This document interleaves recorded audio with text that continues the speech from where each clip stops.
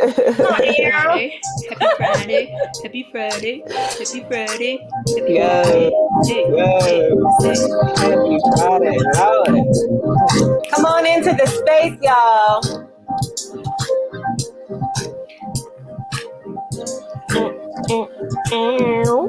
I need this tonight. Hey, My y'all. goodness. Yeah. Come on, Carrie, with the remix. No, add a little of that sauce. You know what I'm saying? Special. Right? Special sauce. Okay. How is everybody doing? Yes, how's everybody? Honey, doing good. What's up, Manushka? What up, Tammy? Hey, Manushka. What's up, Tammy. Manushka? I'm glad you made it, sis. Thank you for setting a reminder for the sip. We got a reminder. Yes. We feel special. Right? That's so special. Okay, let me Yeah. Let me act like I got some couth on this Friday afternoon. Oh, here we go. With the my name is Koothless Neek, okay? My name is Koothless Neek. I ain't got no damn couth. I ain't gonna never have no damn couth. And that's just how I am. It is what it is. It is what it is. Exactly. It is what it is. Oh, but how are you ladies doing today? Happy Friday. What's going on? Honey, go ahead, Carrie. I'm good. I'm happy about the weather. Yes. Like I've been over the snow. I'll take the rain. Right. I've been that spring is finally here. So I think that my mood is starting to shift. You know what I'm saying? A little bit. Totally. Mm-hmm. Same. I can feel that. The warmer weather just does something. It does. When it's 2 degrees, it's not the vibe. But when it's 70, it's the vibe. Like right. And you know, especially because like black folk, like that's just not our weather. It's not. It's not. Oh, you know, I'm with you on that. It's really not. I have a little story around that real quick. I was in Russia back in 2014. Mm-hmm. When I was pregnant with Miles. Mm-hmm. And we in the middle of Siberia, y'all. Okay. Now, my bones. Siberia. Okay. It was like a smooth -15. Oh, no. Lord. No, thank you. And I'm pregnant. I ain't got no couth. I'm tired. I'm throwing up. I don't like the food. With that face, too. I don't like the food. And we sitting in like the dining hall of the hotel that we were at. And there was a certain someone in this orchestra. I ain't gonna say her name. But if you're watching, girl, you know who you are. And you pissed me off. And I said, it's too cold in here. Black people, y'all know black people don't like the cold. Y'all know black people don't like the cold. And we don't like this -15. And she was like, how are you gonna say that black people? Are you the spokesperson for black people? You know what? And I was like, actually, I am. Yep, right here, I am. Actually, I am. Okay, how about that? On the right day, baby. Yeah. You call me. Yeah. If it wasn't for this pregnancy, you wouldn't be getting these vibes. Okay. So what you're not gonna do? You're not gonna sit here and tell me, yes, I am the spokesperson, and we don't like the code. Who gonna check me, boo? Shut up. Exactly. Connie Brooks Roberts will get you together, honey, on any day. Don't have me be cranky or hungry or not feeling good, and you're gonna get the business. But I always tell that story because she was so over the top. She was like, it was just, it's the only way that. I'm sorry, y'all know them girls. Y'all comment. Everybody knows us. Right. You know. Come on, Faith. Get it. Oh my god. Yo. We all know one. That right there is gonna be a meme. I'm already on it. I'm gonna start it. Meme generator. I need the whole video. It's gonna be a gift in my text timeline. Thank you, Jesus. I swear. Come here, say Monique is crazy. Yes, Tammy, you feel me? Everybody knows one, and you be so irked. You be like, girl, shut up. Shut up. Totally. And why you talk like that? Stop it. Right. And who asked you? How about that? Who asked you? And how about that? How about you meddling and mind your business? I just want to wear a t-shirt that says, you meddling. You're meddling. So I don't even got to say nothing to you. I'll be like, refer to the t-shirt. Right. That's got to be a sip shirt. That's got to be. You meddling. Yes. All right. Mind your business, Karen. You meddling. Right, I love Karen. it. Okay, mind your business. But welcome back, everybody, to another episode of The Sip. Yes. And if you're watching, go ahead and hit that share button because y'all know how we do. Right. So you can start a not watch party Right. with your peoples. But go ahead and hit that button. Hope everybody is great. Hope you've had a great week. We have a great show. This special guest today is near and dear to our heart. So we are so excited to have her in the space. And before we start off with our sips, we just want to give you a little housekeeping. Carrie, you want to take it away? Yes, y'all. So as you already know, you can find us on all social media. Follow us on the Sip_podcast on Instagram. Also, you have to subscribe to our YouTube page, y'all. We upload every single one of these to our YouTube. Yes. But then also, if you prefer to listen to the podcast, you can go to any podcast platform and find us. Please be sure to rate us. We really need that love and support, y'all, so people know like this is the spot to be. Okay, so that's all I got. And also our website, thesippodcast.com. All right. Oh, my bad. And become a patron. Become a patron on Patreon.com. My bad. I'm slipping on my sipping. My bad. And tag your friends in the comments right now. Tell them to come over and watch. Tag them. Tell them Yes. to come over. All right, y'all. So you got your homework, fam. Let's get it done. Awesome. Thank you, Carrie. And before we get into these sips, what we sipping on? Okay, so right, I got me some ginger beer au natural. Yes, ginger beer. But I'm a lady, so I put it in a wine glass. Thank you very much. Come through. And it's banging too. And I got snacks today, Carrie. I got some cashews. So I'm gonna be with you, girl. I actually don't have snacks today. Hey. That's all you So then I got you, sis. I got you. I was like, oh no, I'm out of all of the things that I could just grab and eat. My bad. Right. Cashews. What you sipping on, Mo? I got a little peach margarita. Ooh. That Okay, sounds this is delicious. 13.9% alcohol volume. You about to So get I lit. may or may not be lit. You about to get. We already know, Mo. We know. Listen, You know. I'm leaning to the side. Listen, but y'all will be so proud of me because I finally found a Wana that I can enjoy. right. Leaning. I found one that I can enjoy without feeling like I'm gonna die. Amen. Yes. Tell me more about it. Right. It's the Yuza. Ain't that what it called, Raj? Yuza. Yuzu. Why you gotta ask me if that's what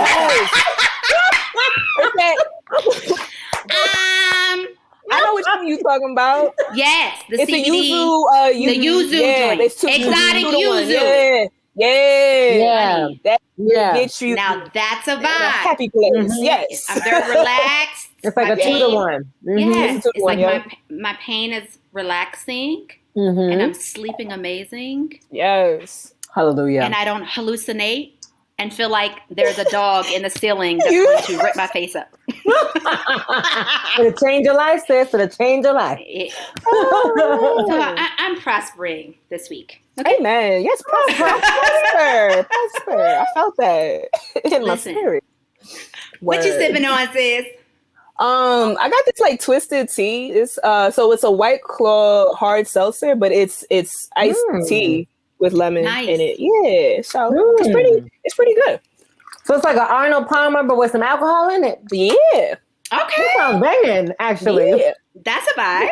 Yeah. I ain't mad. So. Awesome. Let's get into these sips, y'all. We have some good sips this week. We do. Would you like to start, Raj? All right. So, y'all, if you're on my Instagram at Raj Music, And if you follow us on the SIP Podcast Instagram, but I posted today about this Missouri State House representative. Her name is Rachel Prouty. But before I talk about her, let's talk about the fact that it took till April 2021 for the Missouri House of Representatives to actually, they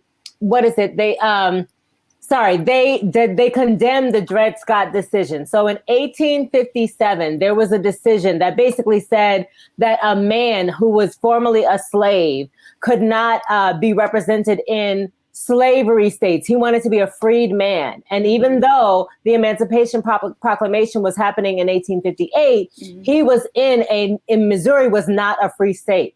And so he petitioned himself to be freed, and they denied him because they said, we don't have to observe all the laws of the land. We are not a free state in Missouri. So it took until 2021 for the Missouri State House of Representatives to condemn that decision. And it was actually brought up by a Black woman named Rachel Prouty, who is a young representative from Ferguson, Missouri. And I posted about her because she had a speech on the floor on the day that they were talking about the decision. And she said, y'all don't understand. Civil war had to happen in order for me to be a state representative. All of these things that we had to fight in order for me to just stand here, have the key to my office, be able to talk to my legislators. No bill is small. And the reason why I thought it was powerful, what she said was, if you just take out the din of politics and if you take out all the noise that's happening right now, every bill that is introduced in your local government and your national government really significantly impacts you. It impacts us. And even as hard as we've already fought, the fact that we have to fight so much more, it feels impossible, but it's so freaking necessary. And I'm so enamored with and in honor of all of these women, Candy Sadabaka, all of the women in DC, all of the women all around the world who are literally going for office right now, because without y'all, we would not have the progress that we have. So today I'm saluting Rachel Prouty. She's my sister in power. She is a young Louisiana representative. I can't even imagine what it would be like to run for office right now. Listen, y'all don't want to know all my business, so I can't run for office. But I have so much mad respect for all of these women, AOC, Ilhan Omar, all of these women in Washington who are just kicking ass and fighting against what seems like an impossible system. But it's not impossible because the system was on the legislative floor, because Candy did win her seat. There is progress being made. So it just inspired me, y'all. That's all I'm going to say. That's beautiful. I love that. Thank you. Shout out to you, Rachel Prouty. Wow. But that's also still like really wow. That it took this long. That it took that long. 2021. Gosh. I mean, yes, we still haven't passed an anti-lynching act in this country. No. Right. Which is really insane when you really let yourself think about it. It's like, really insane. You would think that that's just something you don't do. Common sense, like ABCs, like, right. Yeah. If murder is against the law, like, lynching should be against the law. Anyway. Clearly. Period. Wow. Y'all. Facts.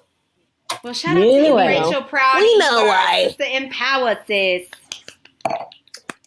Yes, indeed. Big love. Greetings, Abby. Love. Greetings. Hey, Mo, Abby. do you mind if I steal one of yours? I don't mind. I already saw it. So, yeah, girl, take it, because I got an extra one, too, I got to throw in. Cool. I was So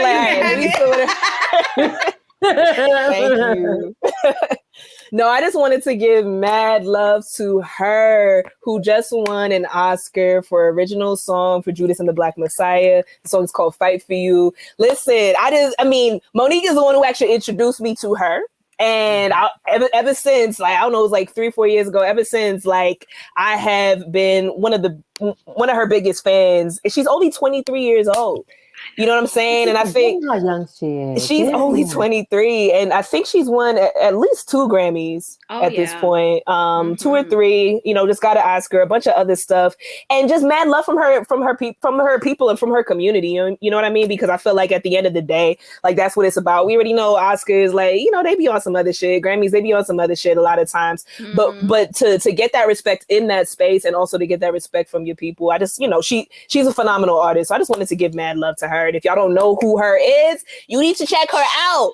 Right. Okay? She gonna change your life. I promise you. Dope. She's one of my favorite Her artists. voice is like butter, honey. Yes, I love her. So yeah, big ups to her. Yes, big up her. And speaking of her, we also have to mention our dear Juliette Jones, who was on the show. She performed with her for that Oscars performance. I was like, yes, Juliette, gorgeous. I'm talking about the black little military sequence to the side, black mask.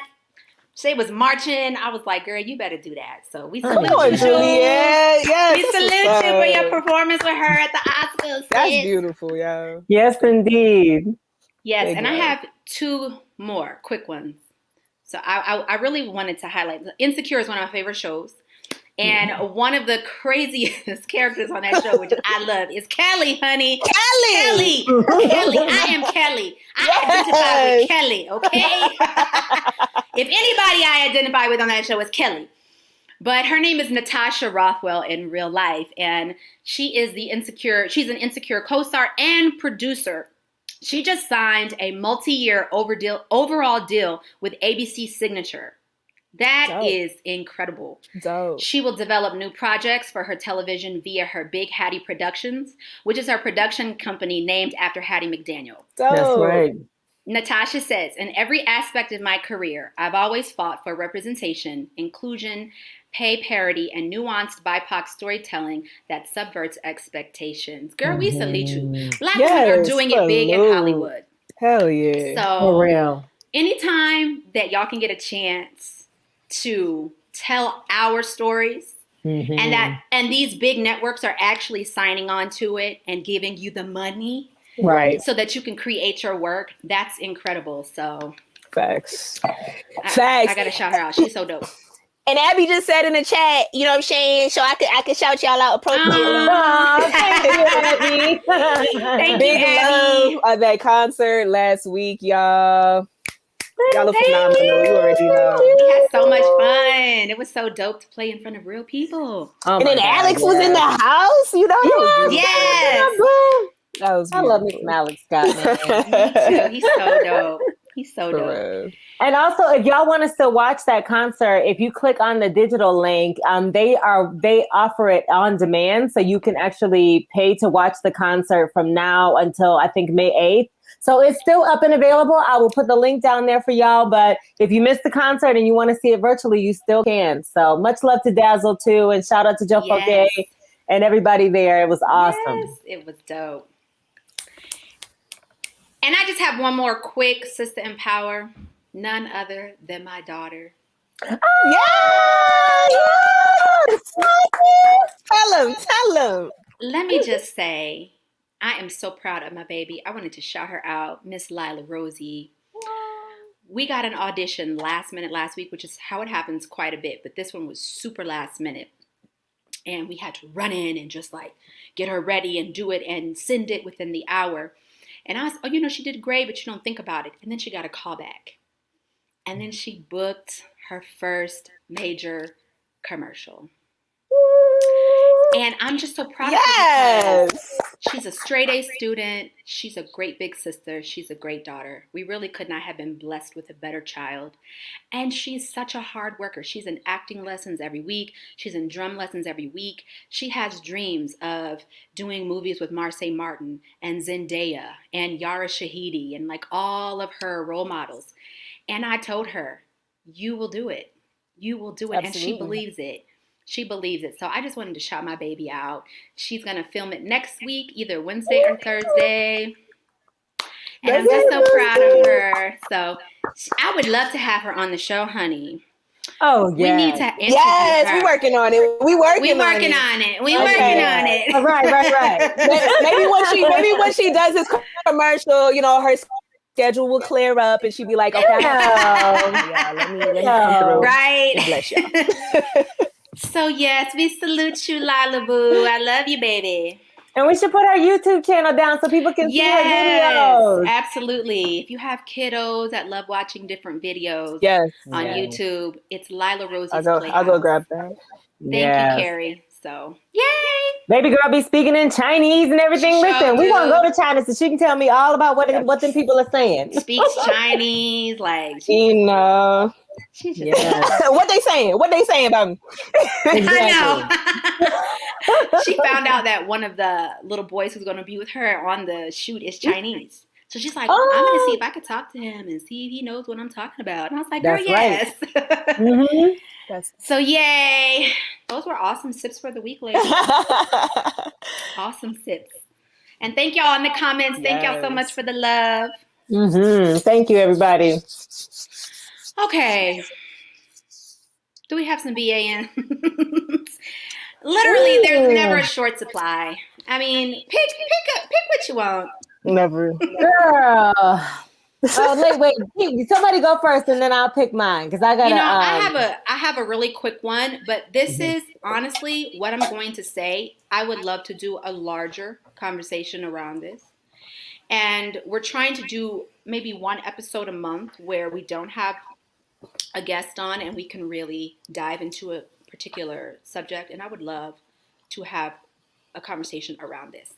But I saw something today that was really disturbing on a lot of levels. I don't know if anybody used to watch the Duggar Family that used to come on TLC. Well, I know about it. Yeah. White Quaker people, all them kids, fundamentalist Christians that had like 15, 11,000 million trillion kids. Mad kids. Yeah. And now y'all got like 20, 11,000 grandkids, and your kids are now having bunches and bunches of kids. Well, one of their children, who is now a grown man whose wife just announced their 7th child. Lord. And the sucker got to be 25, 26. He got arrested. The marshals locked him up because he was dipping into child pornography. Say what? You know what? Yes, Joe Folky, Tim Scott is absolute BAN, and he made our list. 100%. He's like, he's on the list.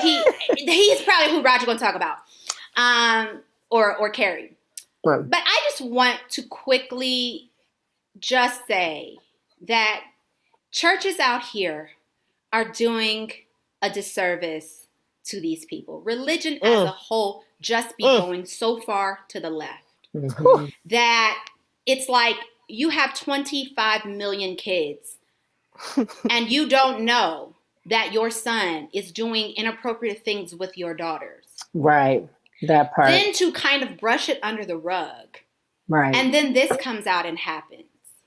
Like, where is the accountability? And of course, the parents made a statement that was very much like, you know, it will all come to the light, and this is a very serious accusation, and we're praying for them and love them so much. And it's like, bruh, your son has already gotten caught up, which is your fault, let's be honest, because you're the parent. And you should know what's going on in your household. But really, sir? So now you're going to go to prison, and now you're going to leave your wife with 7 children, and she's like 24. Girl, 24? Girl, they are young. Girl, when they are young. Oh, they be starting early. They be starting early at 17, 18 years old. They vetting out other people. Like, come on over here. You want to marry my daughter? You want to marry my son? Okay, y'all got to start being free from multiply right now. And I just want to have a conversation in which the way churches and religion are just failing people. They're just failing people because the doctrine is up here, but the real life stuff is like way down here. Common sense is down here. Right. You think that the Bible told you to have 30 kids. Right. And you have all these kids and there's discrepancies because you are just operating in this spiritual tunnel vision that you can't be normal and be human. So earthly, you're so heavenly minded that you know earthly good. Come on and preach, Carrie. You know, yes, they used to say that all the time. Oh yeah, for real, and God forbid, if you were doing that to your sisters and you're doing this in the house with your small babies, what were you doing to your children? But how about let's have a real conversation about it? Yeah. And let's stop glazing over it. I'm just so sick of it. The church needs reform. Facts. Man, which is why people are leaving. That's why my age are leaving because we're sick of it. Yes. We're sick of y'all telling us to do A, B, and C, and then we see the leaders and higher folks the damn doing the most with the least. Nika's on one today, honey. For real. Get it, sis. And I'm still supposed to show up, pay my tithes to you. Right. To you. Pray for you. To you. Let's be real. To you. Listen, but you out here doing. Right. And it really just irks me because like one of the reasons why there is never any accountability is because they're always like, but the devil and like, in the sins and I'm just trying to be a godly person and just the devil. The devil is busy. The devil did it. Whatever. And I'm just like, but what about you? You know what I'm saying? Like, and so it makes it really, really hard to have those conversations. It does. And so yes, there needs to be so much needs to change in that setting. But my homegirl Leah James, who I know y'all know, Leah, my homie, my best friend, she was just like, a lot of churches are mad because people are finding God within themselves, right? Absolutely. You know what I'm saying? Yeah. And I'm just like, that's where God is. So, like y'all could be upset, but like all of the things, all of that indoctrination and like that lack of humanity, you know what I'm saying, it has been harming us. It hasn't just been like not beneficial. It's been hurting the people, It really is. Yeah. It really is. You will literally sink your own boat that you in. Yeah. To do some like crazy religious mess. It's real. It's real. And how about this? And this is the last thing I'm going to say. The church is a business. It's like a pharmaceutical company. Right. Mm-hmm. The drug is the preacher telling you every week that you ain't shit, you ain't gonna be shit, and you ain't gonna never be shit. And that you need to sow these seeds every week. Girl. To be shit, but then you find out next week that you still ain't shit.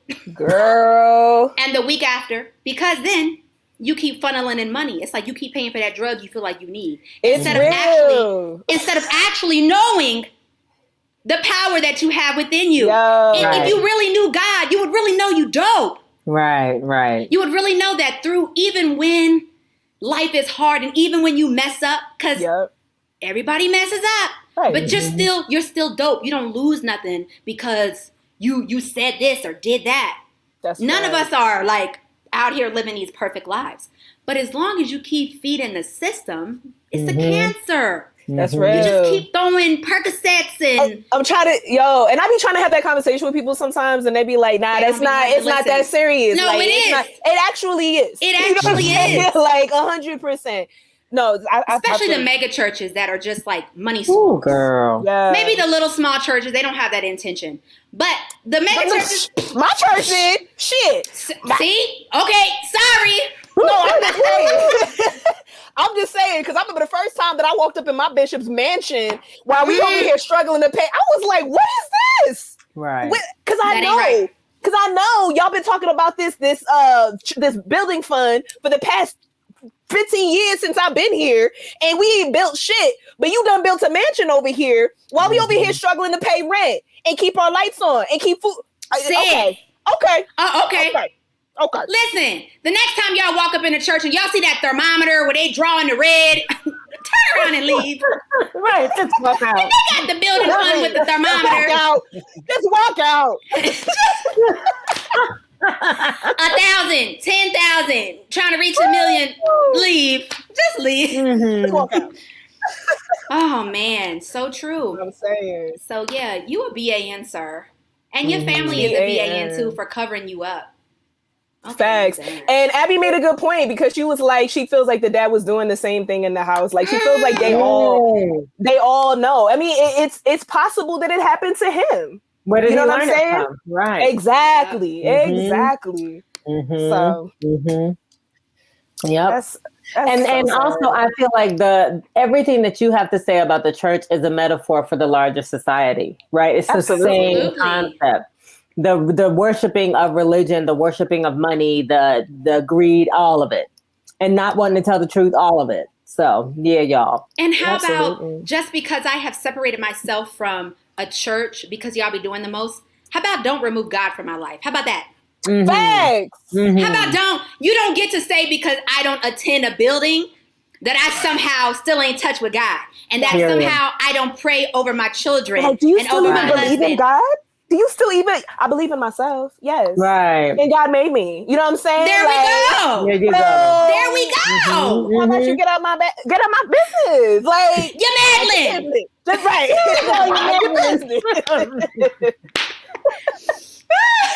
Lord, yes. Oh, God. Preach. Monique Brooks Roberts. Yes. Honey, it's the peach. It's the peach. Thanks. Okay, so my BAN is a silly one. Well, not too silly. Okay. Listen, and I don't mean to talk about these people all day and all night because Lord knows there's other things to worry about. But Tucker Carlson, let me just say one doggone thing. Tucker Carlson, you can get people's ass beat if you want to. Because this man was sitting up here telling people that if you see a person on the street with a mask on and they're with their children with a mask on, you have every right. This is what he was saying on this TV show. You have every right to call the police on them. And if the police don't answer, call back. And if they don't answer, call Child Protective Services, blah, blah, blah, blah, blah. And tell these people that it's child abuse, that they're wearing a mask and all this kind of stuff. Tucker, I'm going to tell you like I told you about your president. Don't let your president get your ass beat. And don't let Tucker Carlson get your ass beat. Because if you run up on me on the street and I got a mask on, I'm going to tell you right now, it's going to be World War III up in this piece. That's what you're not going to do. What is it? What's the police supposed to do? I'm confused. What is that? Exactly. You wasting time. You want to talk about fighting crime and all that, but you want to call the police on people. And this is on people's children because they're wearing masks? 100%. And this is why I'm like, y'all rich white people use the police as guard dogs. And this is why I'm like, fuck y'all them. do. That's you know what I'm saying? Absolutely. Y'all That's do. right. Nah. Or attack dogs, I should say. Right. Mm-hmm. And also this entitlement shit about you can decide how somebody else needs to be living their life. Again, I say, kiss my entire ass. Like, that is wild. I'm just, the thing is this all cute and stuff on TV to talk about this stuff? And Tucker Carlson, neither Tucker Carlson, nor Trump, nor Matt Gaetz, nor any of them could take a punch. Truth be told, because all this shit you talking, if somebody walks up on the scene and lays you out. You already know. Boom. You already know. Knocked out. So like I said, don't let Tucker Carlson get your ass beat out here, Karens and Becky's and whatnot. Don't run up on me at the park with my kids. Don't do it. Don't do it. It won't be a good look. No. That's my BAN for the week, child. Honey, Amen. yes. Amen. The BAN for the entire, I don't even know why he still has a job, but that's all neither. Oh my God. Because uneducated white people like to watch him. Mm-hmm. Period. He has an audience, clearly. Mm-hmm. They not smart, but right. Who you got? But it's the same thing with the church. You blindly believe in something that is not true. You blindly tell all these people in the world that they need to give you money to keep supporting this ideology that's not true. It's the same analogy, y'all. Yeah. It's the same bullshit across the board. All of it needs to be eradicated. All of it. Amen, Jesus. Amen. Anyway. I'm so over it. I'm over all of it. I'm over Right. it. I swear. Can we hit we play the lottery? Right. When we gonna get Yacht Life? When is Yacht Life happening? We bought a ticket for the Mega Millions. Right. Where's like, yes. I'm gonna tell you right now. If I wake up in the morning and we won $300 million, y'all gonna get checks in the mail.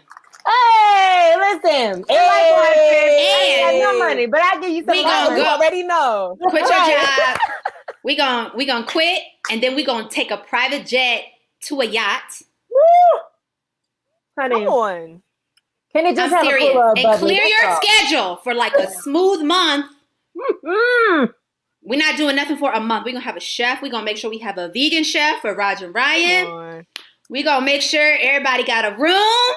Honey, I'll be vegan if somebody else cook it. I'll be vegan. I'll be vegan. I'll be vegan too. I'll eat vegan too. Listen, I'm good. I don't care what I eat. I will be on a yacht. Right. Juices and berries, baby. Juices and berries. honey. So let me win. Lord, you said if 2 or 3 are gathered. Amen. And we touch and agree. We touch and agree these numbers in the name of Jesus. Right now, I declare these lottery ticket numbers to be a winner. Ladies and gentlemen, the peach margarita, ladies and gentlemen. The peach margarita, ladies and gentlemen. I'm sweating, Lord. I'm sweating. Right? It is real. It is real. Maleka gonna be like, what in the world kind of Right. We got you, Charlie. Charlie's like, send the coordinates. We got you, boo. Honey. We got you. We'll do a sip. We already know Camille gonna be on the yacht. Camille gonna have the Camille gonna be there. And the hat, honey, ready to go. Honey, it's gonna be big enough where everybody feel like they got privacy. Mm-hmm. Yes. It's gonna be amazing. Darling. Listen, let's go. I already got the outfits and the bubbly. I just I'm ready. I just need the private jet in the yacht. Like, I ain't gonna have nothing but swimsuits. Listen, I'm gonna be naked on that damn yacht, so don't be. Listen, I might be naked too, honey. If I win the lottery, that might have just. Now what's up, y'all? Good morning. Now you want to go to the nude beach. Now I go to the nude beach, honey, because I be naked and I got $300 million. Who gonna check me, boo? Who gonna check me? What you know shit. Oh my God. Hi, Kimmy. Oh, Lord. Hey, Kimmy. Hey, Kimmy. Girl, you just came in on the... Oh, Lord. Tonight is lit. Wait. So I just need the world to hear. I just need the world to hear. Monique D. Brooks Roberts just said she'd be on a nude beach if she made $300 million. I just be like, and I ain't mad because like, what you gonna say? Right, what you gonna do? Because listen, ain't nothing you say. I don't care how you feel. What you it don't matter. Charlie said, "Where is the lie? Yes, where is Charlie. it? I won't. Girl, what dimples? What dimples? Right. Where? Dimples where? Like Jay-Z saying, I know we got beef with Jay-Z, but like, ain't no such thing as an ugly billionaire. You know ain't no such. Listen, you gonna get these saggy titties and all that glory.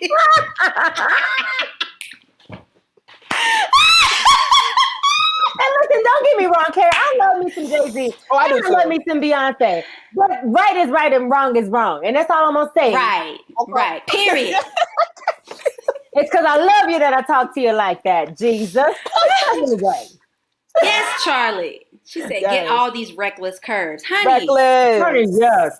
Let's go. Who we acting out? But I love peach margarita, yo. Listen. I know, me too. King Supers. Okay. Done. $14. Done. And it's like a gallon. Wait, a gallon? And they got watermelon, regular, strawberry. Do they got grapes? Watch out now. You have mango? I think they got mango. Hey, I'm in there. We in there. Done. On the yacht party, it's gonna be King Super Peach Margarita. Oh, honey, on the yacht party, it's gonna be Rum Bar. Rum Bar Central, yes. I know our guests remember that. Yes. Come on, Jesus. Yes. $2 Tuesday. Listen. And it's gonna be drunk IG posts every day. I'm sorry. I'm gonna have a nanny come on to take the kids for 48 hours. So we can act up. Right, fly in the helicopter and she can take the kids. Yeah, go ahead and take the kids. They be in a villa somewhere on the land, and we be at sea doing the most. Daydreaming. I love y'all. Woo, Lord. Yes. So are we ready for our special guest? Honey, yes. But Charlie said, do they ship? Listen, Charlie, we'll ship you some King Super. Maybe we'll put that in the Patreon. No, I'm just playing, y'all. Right? Some King Super Peach Margarita, baby. Listen, I'll take a picture of it and send you all the picture of the bottle, and I'll put that in at the end of the show. But you could sponsor us, King Super. You could sponsor us with some peach margarita. We wouldn't be mad. Could. We wouldn't. I'm just saying. We'll take it. And it's banging, too. We'll take it.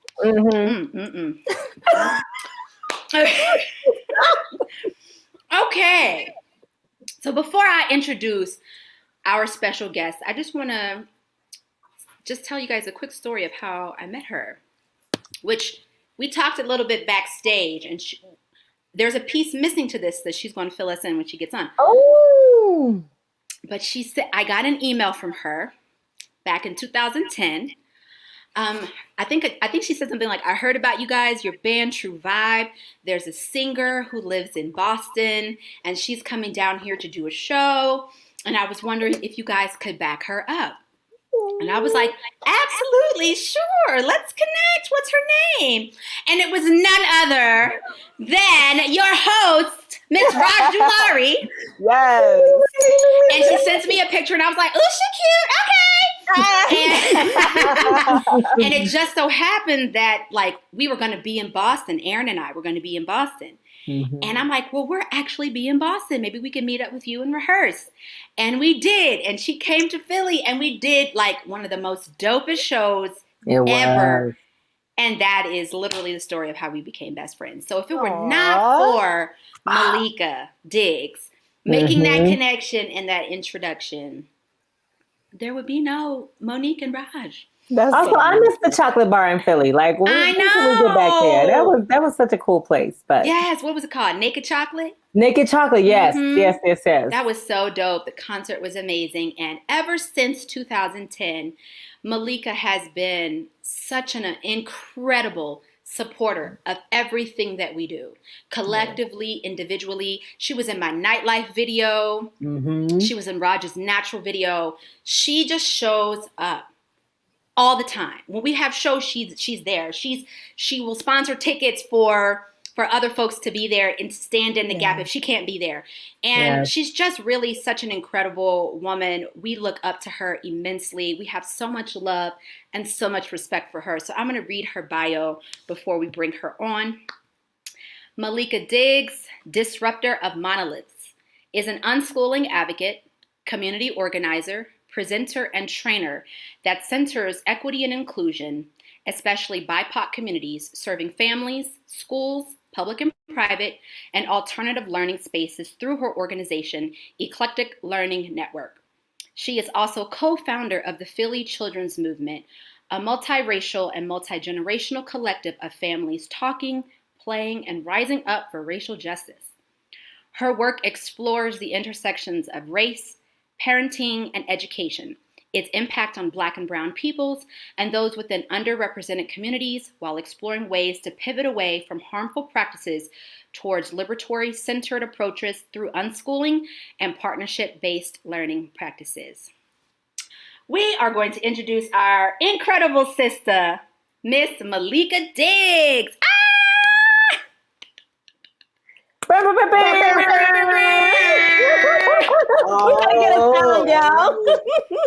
Yes. Welcome. Oh, thank you so much. It is beautiful to see y'all. I was cracking the hell up as I'm watching y'all do y'all thing.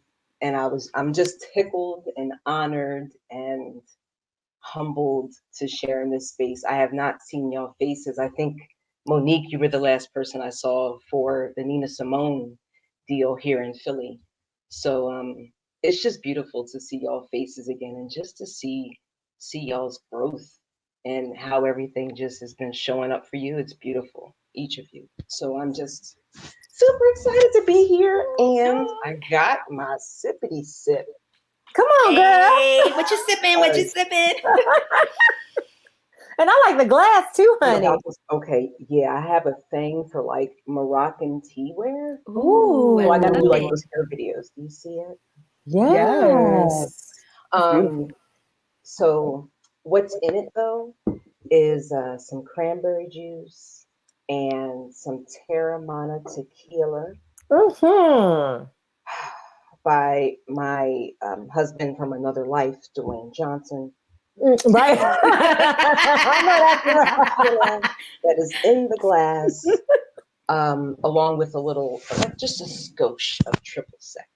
So that's what a sister is rocking. Okay. That sounds delicious, that sounds honey. banging.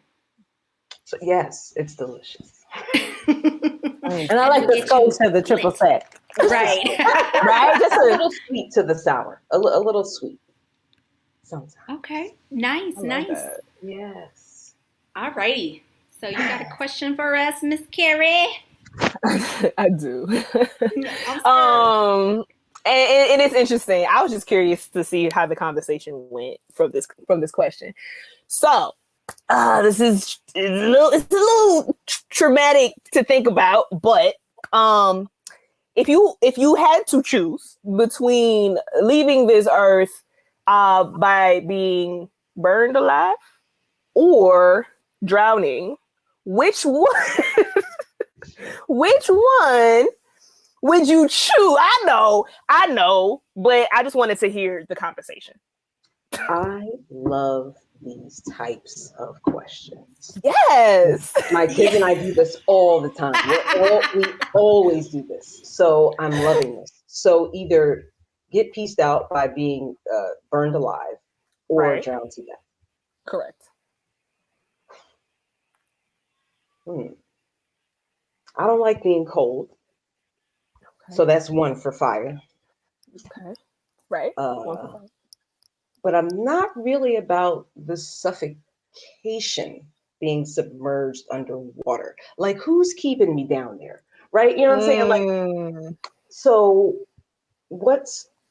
is there a weight connected to me in some way that's going to stop me from, like, it's just gravity, my full-on friend here? And again, my enemy at the same time. Who set me on fire? Look at my questions. I love it. Yes. When I say my kids and I, this is just our thing. It's just like, that's our way of like critical thinking. Like, let's feel through this. Let's see what it's like burned alive. I'm with that. But it's how though.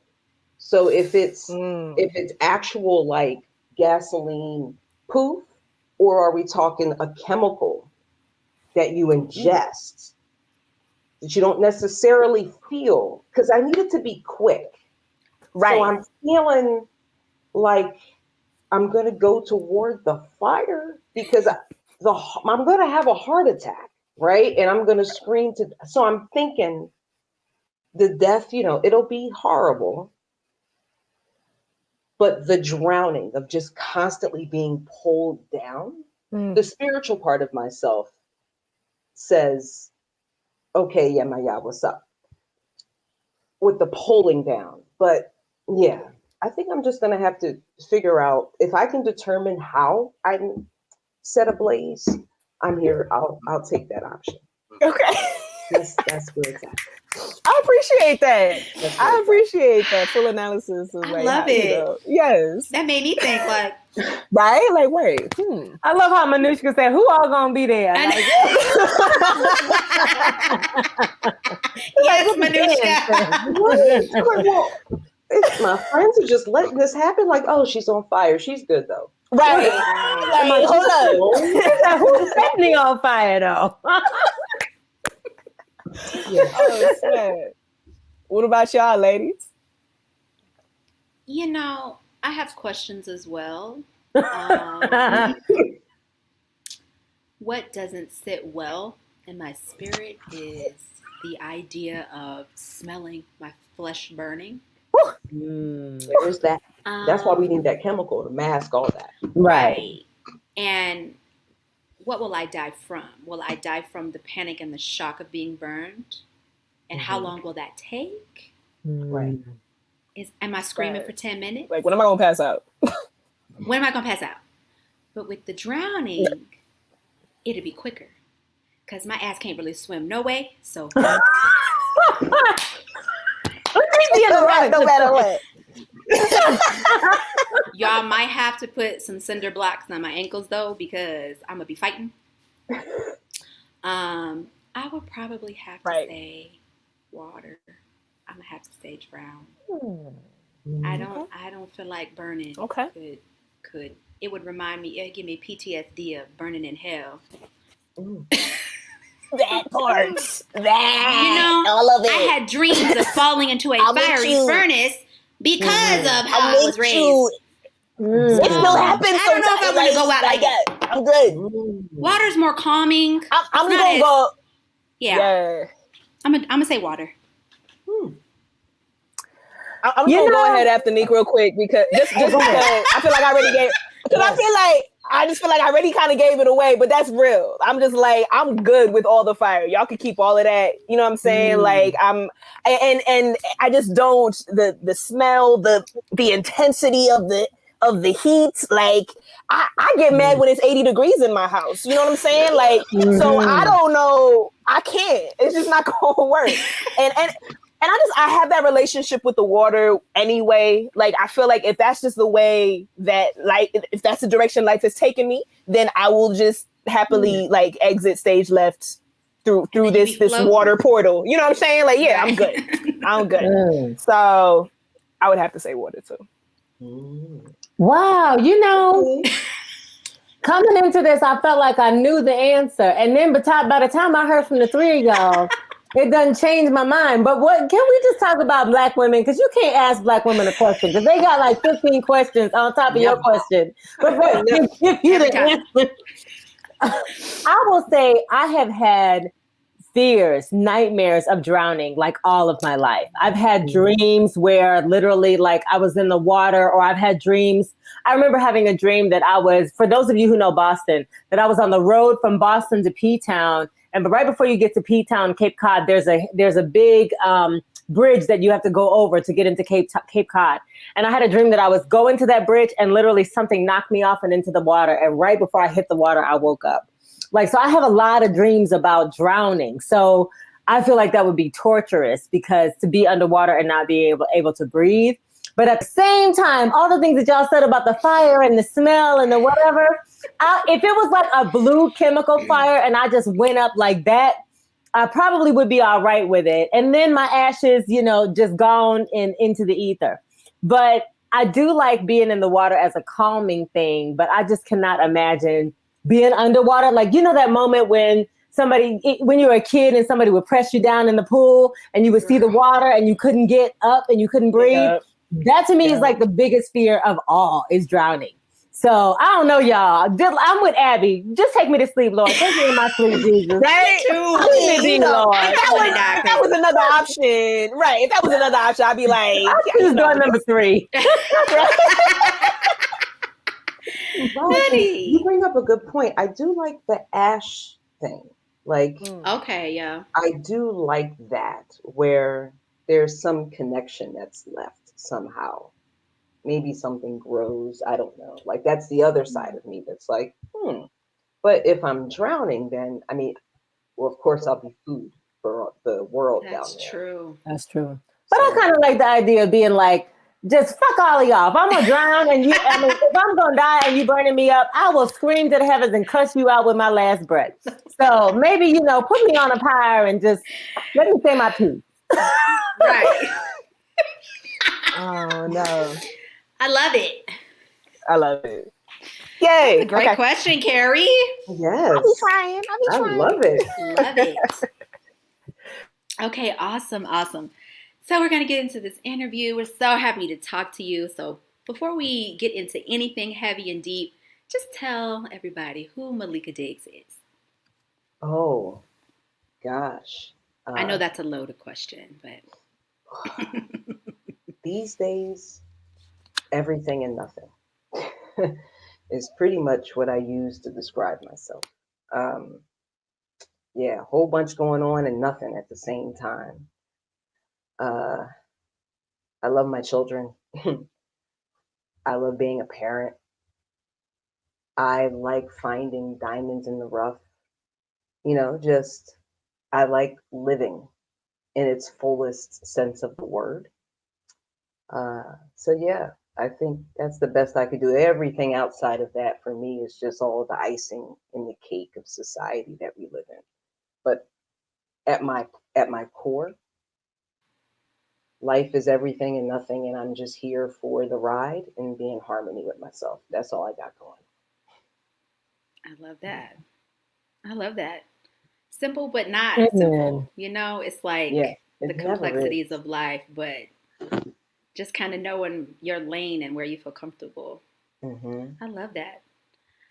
Really quick, before I move on to the next question, I did want to know, how did you find out about True Vibe? Because we had kind of talked to this a little bit, and I feel like I don't know. So yes, I heard Raj before I found True Vibe. And I heard Raj in Brooklyn, first time ever meeting her, singing jazzy, soulful thing up on the stage. I was like, who is this sister? And I'm listening to her voice, and she had a whole band, and everyone was just delightful. But I went up to her and I was like, yo, I need you to understand that your voice is amazing. And at the time, I was really trying to create a space for musicians of all different genres, just folks who wouldn't normally be recognized, right? When you're like, you shouldn't have to wait to get to the Academy of Music or, these huge places. Like, you shouldn't have to do the dive bar gig every time. And though I'm not a musician, I love music. It literally is a part of who I am. Every music is in everything for me. So I decided to create this event that was somewhat high end for its time comparatively, um, but not pretentious, right? I wasn't interested in the pretension. Just don't come through with no rider with this all purple Skittles type bullshit. Just regular ass folks who can sing. No singing. There's plenty of singers, but I wanted singers and dancers and just bringing together all these mediums. And because I love all different types of music, I heard Raj, and sometime later, I heard True Vibe. And I reached out to the only roommate outside of my husband whom I've ever had and said, "Do you know anything about this group?" And she was like, "Yeah, just call Monique." My only roommate I've ever had in my life is Monica McIntyre. Oh, yes. Yes. So Shout out she to gave me your Monica. information. I reached out to you and I heard your string, your stringing, and her singing. And I was like, these two are beautiful together. I was like, and y'all had no idea who you were to each other. And I was just like, y'all just sound like y'all are supposed to be doing things. So that's just that feeling, hearing music from two different beautiful folks and saying, y'all want to talk. Right. Wow. And that's right. Right? I shipped y'all. Yes, and we are grateful to you. You did. I know. And it's so wild. Like, here we are 11 years later Yeah. and still connecting with you. And I just need you to know how much of an inspiration you are to us and how really just the level of support that you've always offered and always given has never gone unnoticed. Like, never. And I want to give you your flowers now. I think so many times we wait until you wait too long to tell people, but you really do need to know how incredibly special you are and everything that you do in every branch. We just salute you and respect you, and we want nothing but the best for you. Seriously. So thank you so much for being on. That's so dope. I didn't even know it was from Monica. She was doing Reiki on me, and we did like a studio session together. And yeah, wow. Yes. Yeah. So that's how we met. Crazy. Well, that's how y'all met. Right. And I just have to say, it is rare for one, just quickly, at that time in my life before you reached out, I was leaving a band that I had been in for 9 years and moving to New York, and everything felt uncertain. And to have a Black woman reach out and be like, "Sis, I want to bring you to sing," it was so affirmative for me right at the time that I needed it. So I just thank you for following your intuition, and yes, for your friendship too, girl. You've just been a great friend to all of us, and much love. I ain't gonna take up too much time, but we love you, sis. Yeah, I mean that's what all this work is about for me. That's right. It's whatever's happening at the Capitol, at the other house. Girl, it is what it is. But I'm like, who are the people on the ground? Who are the folks who are in it to win it? Right. Every day, right? When you actually do have to consider that first question that Carrie kicked us off with. Right. Daily. Like, am I drowning in this work, or am I going to set this shit ablaze? Because it's a lot. You better preach. So, for me, like, this is what this work is about. It's not, some of the best movements happen in secret, right? We don't need to do all this super casting and everybody just following just for the sake of following. Like, it's something so much more, and it ain't always about the money, right? It's just sometimes you just feel it, And we lose sight of that because we're told that our intuition is something else. It's luck. But for me, intuition is intelligence. It's something that's down deep. It's before the colonizers came intelligence that we so often second guess.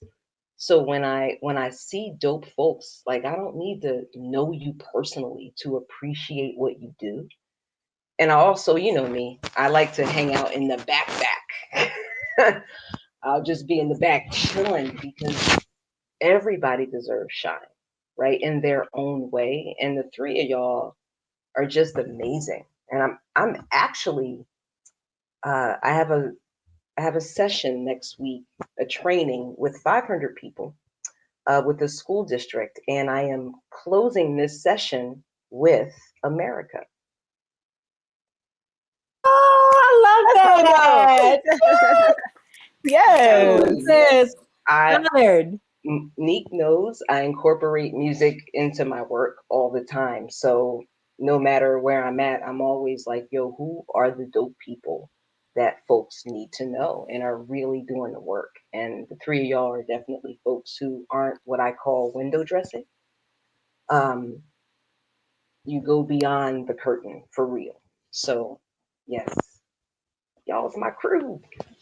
Oh, thank Love you, you. Malika. We Thank love you, you. sis, so much. Thank you for For real, that. for real. So, Yes. we want to delve into the big piece of work that you're doing now, which is around unschooling. Can you Mhm. tell our listeners what unschooling actually is? I think a lot of folks are like, what's that mean? Yeah, there's a lot of definitions. There's a lot of definitions. I will say for me, it literally means living.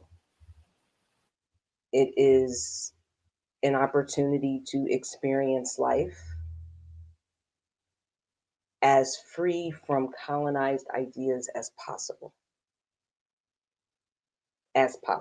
right? We know these things are around us. But when it comes to connecting with our young people, there's so much behind the stigma and just generational trauma around how we treat our young people, the space we give them. And so often we want, we crave for our young people to be fantastic citizens and be brilliant and have autonomy and agency. But what space are we giving our young people to play in that before they reach a certain age where they can't necessarily go back to their parents for support? And my work is about meeting young people where they are and seeing them as people. Oftentimes as parents, I go, you're a child, you're a kid, you don't know. And there's a lot of assumption. And for me, that's very much connected to what we learn in school with grade age ratios. So when you hear someone who is behaving or showing up in a particular way, we automatically go to how old are you? What grade are you in? What should you know? What shouldn't you know? Like there's an automatic connection. And if we meet someone and they fall below whatever benchmark you have in your head, then they're labeled something as less than. Or if they show up seemingly extraordinary, there is something, and I'm like, well, maybe that's just who they are, period. Like, where these benchmarks, these predetermined measures for what a young person is supposed to know by a certain age, a certain grade, it's all colonized ideas. When I think about ancestral learning, real communal learning, Mhm. young people were fully immersed in the process, but at the levels and abilities that were within them, whether it was like it wasn't called chores, this is contributions. What's the contribution you're going to be making into this home? And not hand holding you until 17, if that's the parenting choice that you choose to follow, right? Because you don't have to hold your child's hand. That's a choice that parents make daily, whether they're actually going to hold the hand. But for me, it's just being real, to say this is life, not ridiculously harsh, and meeting them where their awareness level is, not their grade, but their awareness level, whether it's having conversations about race, whether it's, what to do when we're out as a Black family. We know we put ourselves at risk if you're the one who has bad table manners versus this white child over here with bad table manners. They're not going to get kicked out. They're going to be given the label of, oh, you're just a child. It's okay. But if you do it, we're all going to have to leave. And those are just tricky ass things to navigate. But my work is about being honest with that, to show my daughters like what it means to own who you are wherever you are. And that connects with their learning. So for folks out there who are like, yeah, I hear you, but how does that connect with quote unquote school? And for our family, and this is going to be different for every single family, under the umbrella of home education, there are multiple ways to explore learning. And unschooling for our family is the opportunity to explore learning in whatever ways best suit you. So, for instance, my oldest, she has her own pace where she's teaching herself coding through Code Academy. She's teaching herself Yes. Japanese. She just autodidactic, right? That's all she's got going on, and she loves it. She Dungeons and Dragons, Black Punk, like she just explores and she owns every bit of it.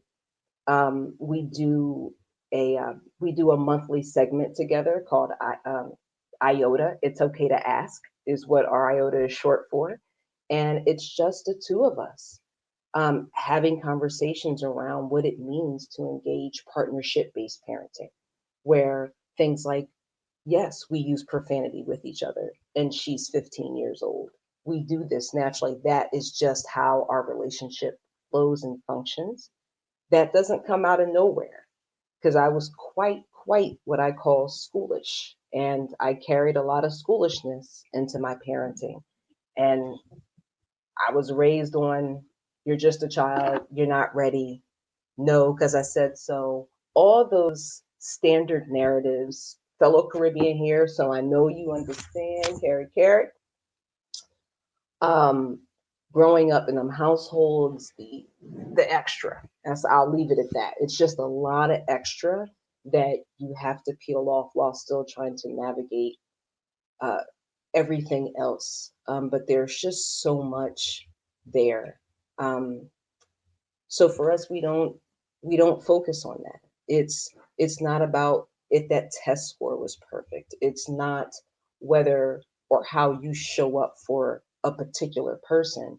This is there space for you to question your own movements, for you to explore it, getting rid of the Pavlovian 45-minute classes where maybe you're not interested for 45 minutes in this particular topic, or maybe you have more to give and you're feeling stunted because you're not able to do anything else, but you're working at your own pace. And the support is where I come in. I'm not actually teaching her anything. And I can say that that's for most of us, right? If we teach ourselves and we have to be open to be introduced or taught things. So for me, it's not about teaching and it's not about indoctrination, but openness and introduction. My role is to introduce because there are going to be things that our children won't know and they're going to need our assistance with. But instead of me jumping in with all of my bias that I got, instead of me leading with that, it's me making room for what's your perspective? And then we can go into my own experiences and my own triggers and all of those things. So for me, unschooling just allows us to explore everything. And it's not just them, it's me. Like I'm learning things for the first time, and they're more often than not teaching me. Wow. Right? In this case, I'm the student. I'm learning from them because I'm constantly going back in time and thinking about my life at their age, thinking about the impact of things or how much I didn't see it or recognize it and how much it stayed with me and I didn't even know it. And it just showed up right now. So for me, that's how we engage our learning and living practice. For us, learning is living and living is learning. It's a 365 experience that's not dedicated to one particular building, it's everywhere we go. Wow.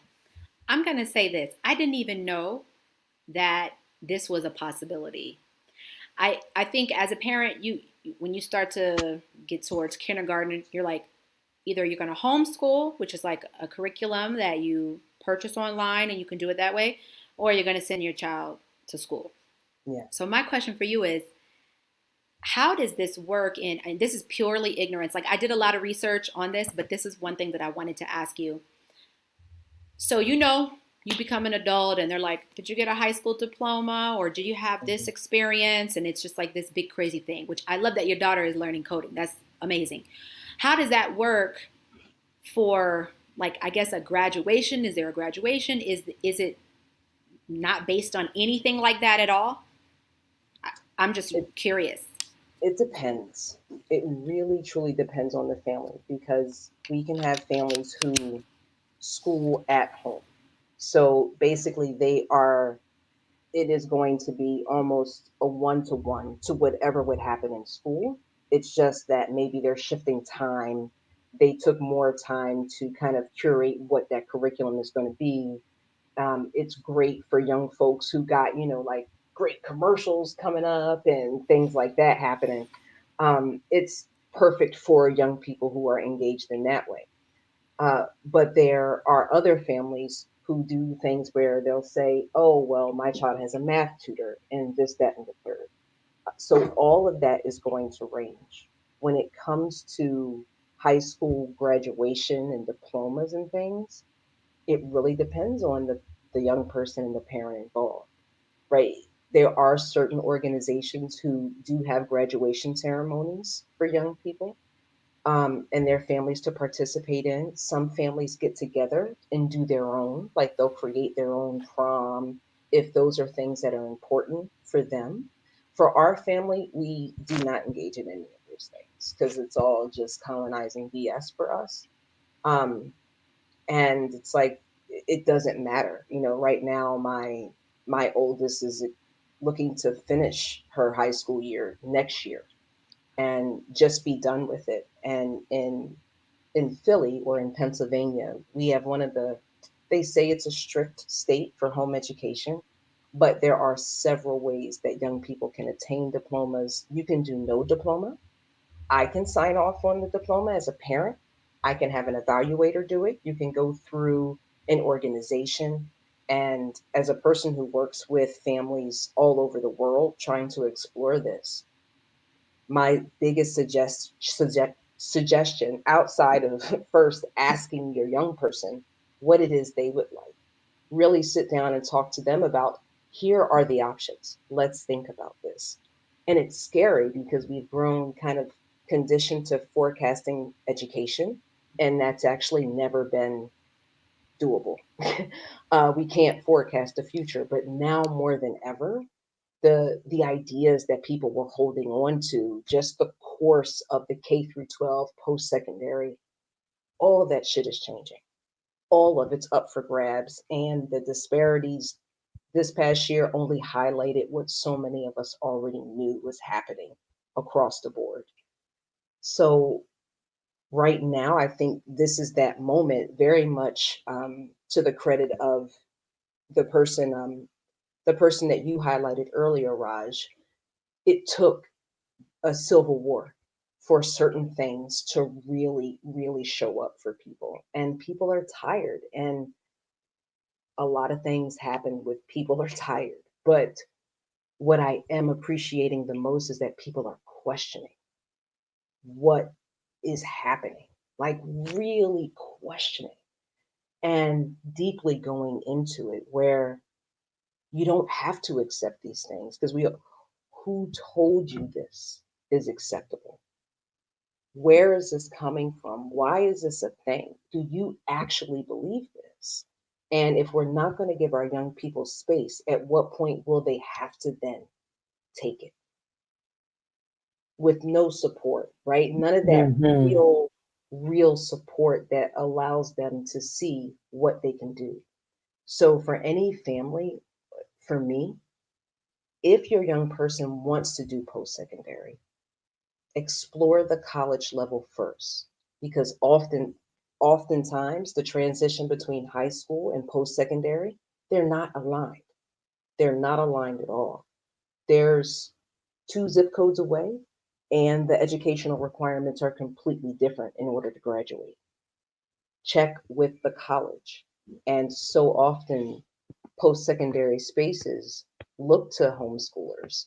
They they like to work with those young people and one of the biggest sells for them isn't so much academics, but more often than not, homeschoolers actually want to be in college versus a young person who has just been told K through 12 college because that's what you do. Where in the case of my daughters, because you can still be a homeschooler and your parents are still going to force you to go to college. So for us, that is truly their option. If that is something that they wish to do, and we talk about all of those things. Now that they're getting older, I can ask them, like, okay, if you're not going to go the no diploma at all route, let's just feel that out. Let's just talk about what that could possibly mean. Will it mean that you may have to take a test at some point? Yep. Is that what it'll mean? Sure. Will you have the space to do it? You sure will, because you're going to be determined as hell. So even with young people who are quote unquote late readers, when they actually read out loud and their parents recognize it, they soar. Yeah. It isn't this long drawn out thing. It's sometimes they already knew how to read. They just didn't want to read out loud, Mm. or they didn't feel compelled, or it wasn't something that was worth them reading. So it's when it comes to the high school experience, parents can craft it any way that they want, hopefully with their young person in mind, but oftentimes that's not the case because parenting is parenting, its own thing. And parents want for their children, but don't always necessarily ask their children what they want for themselves. That's a great point. Can I ask a quick question, Hmm. Ma? Here, Absolutely. I love all of this, because my wife and I have been having a lot of these conversations, and first of all, it's like neither of us feel comfortable at all sending our kids to a public school just because just because of how they're conditioned, you know what I mean, and Yeah. I work with a lot of kids and try to unpack a lot of that, try to teach them to be critical, a lot of that critical thinking that you were talking about, to question the information they're Hmm. receiving. And so we explored a couple of things. One thing we talked about was like homeschool co-ops, you know what I mean, and trying to figure out like what that could look like at a communal level. But I remember Mo told me about unschooling, and I was just like, Hmm. what? Like, this is a thing that we could do. And so, Candy and I have been talking about it, but some questions came up. And I was wondering, is there ever a point in time where maybe, the young people that you're working with, or even your own children, have felt like they weren't in a space where they can learn how to be social, like they weren't around their friends, or they maybe were missing like that piece of it? Because I have nieces that are like, I want to go to school, like I want to be in school, you know what I mean? And it's because they it's familiar to them, they started off going to school. But I'm curious to know, like, how that conversation has gone, and if that's ever been an issue, for your kids or the students you work with. Hell yeah. Of course, right? I mean, it's on TV, it's everywhere, right? School is everywhere. Whether like my girls, like I raised them watching A Different World, so there's always this idea of we have to go outside, away from home to learn. There is that connection that happens. And whether it's sitcoms or movies, it's everywhere. And for me, I guess really quickly, my first decision was not to homeschool. It was to send them to public school. But because we're a Black family, and when we're looking for a school that is promoting quality education and they're setting up your children for success, all the window dressing that we're looking for so that we can set our kids off. Meanwhile, our kids are only 6 and we're still thinking about what college is going to look like. Right? We do this naturally. So we're skipping 17 years of their life, thinking about 17 years from now. We haven't included them in that conversation at all. This is just something that we're seeing for them. We want it for them. But the going to school part, yeah, that came up. And it's huge. And I get it, the socialization aspect. For me, it's about exploring what the word socialization actually means, right? Because and is school that place that truly supports that? These are all forced relationships that are happening. This is not like going to the playground where our children, even if parents do not want to be there, our children definitely do, right? So it is a choice move that they're making where they are in that moment exploring group dynamics and what it means to understand sharing or possibly not wanting to share or not wanting to touch or be touched. Those things happen organically at a playground. School, that's not organic at all. It's very much a crafted experience where the socialization aspect for young people in a school happens before school starts, lunch, recess, if the school is so lucky to have that, and after school. In school, young people aren't supposed to be talking to each other. There are schools that I'm connected with where young people aren't really allowed to talk during lunch. They can't talk walking down the halls. So at what point is the socialization happening? Because now I'm surrounded by 30 to 35 acquaintances, right? Unless you live around the way with each other and you're doing all these different types of things, or you're in environments where you're just seeing these folks and friendships do manifest from them. But it was definitely something that came up for us and we very much talked about it. And I was in the vein of, well, if you'd like to go, we can do that. We can explore what that is, because unschooling isn't just not going to school, it's more of a decondition around how learning happens, right? The way that we value how learning happens. Typically, if we think education, books is the next, like that's where our head goes. We're not thinking podcasts, we're not always thinking movies, articles. Like how we learn is through multiple pathways. But if you're not a quote unquote book learner, you get passed down.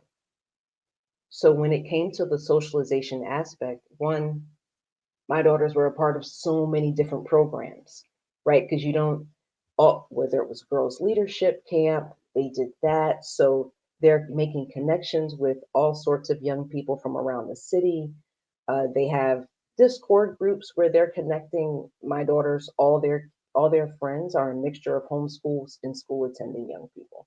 It's just a mix, and that's how it shows up. But I feel like the that socialization question is always a pretty popular one, but at the same time, the same struggles that our young people have, or that is perceived that our young people have as homeschoolers, are often the same struggles young people have in school. That's such a good You point. just see the Very. numbers, right? So you got 35 options in this classroom, make a friend. But if they're being bullied, or maybe they have interests that are outside of whatever popular opinion is saying at the time, those struggles are very much the same. Thank you. Also, Preaching. I just wanted to say a thought, like who could our young people be if they weren't in these oppressive institutions where they were being bullied or where they were, some of that stuff. We like to say that it gives us a hard shell, but do you need that hard shell? And could that time be spent other ways? So yeah. That's a great thought, Raj. And bullying, that's homeschool, you're not exempt from that, right? It happens in the workplace. It happens everywhere we go. So the idea, if we're exploring home education because we want to avoid bullying, I would say potentially reduce bullying. I wouldn't say full on get rid of it, right? Because especially now, everybody's chatting away online. Bullying is clear and present right there. So there is no way to escape bullying. There's also no way to escape racism, right? It's going to be there. If we look at the history of home education for the United States, that was pretty much started through for religious purposes, right? We have Amish folks who did not want to send their children to school. And interestingly enough, the KKK um, was all about homeschooling to the point, right, that they, in my readings, that was their first effort before racism was education. They were about disrupting, not bringing in religion into schools. So that was a pretty interesting exploration that I just stumbled upon. But oftentimes when we think of homeschoolers, we're thinking the quintessential socially inept, white, middle and nowhere, Lord of the Flies, white, affluent family with all the kids from Monique's less than favorite person, right? It's just like that's the image you got. That family, that's the homeschool family that people think of. They're not thinking about a black family who isn't affluent at all and is making shit work. The first time, y'all, I spent $300 for the year for my child's school supplies. $300, right? That's one It's book. all, You know what I'm saying? and it's Most. all in how we see learning, right? If we're, granted, sister right here was losing her whole mind. And y'all met me. I just had Phoenix. Well, now she goes by Phoenix Madison. Mhm. I just had her, so that was really early in my stage, and I was very much a school at home mom when y'all came across me. But over the years, I just had to let that go. Like this idea of time, and you have 17 years to be somebody. Like that for me is just something that I have to question. 17 years dedicated in this one particular space that's supposed to arm you with everything that you need to succeed in this unknown world. That's not enough. Like it was quite it just wasn't okay. And it doesn't mean that young people who do go to school aren't brilliant, because they are. I have amazing conversations with young people in public school, and I want to bring everybody together, right? People need to see the talent that's happening in all of these spaces. Like the system is fucked. The kids are all right though. The system is an issue, and the Right. people who perpetuate the harm that is built into these systems, those are the problems. But I can't look at one individual teacher, one individual student, and hit them with the fail button because you're a part of a system. This system is generations long. So, of course, shifting gears is going to be difficult as hell.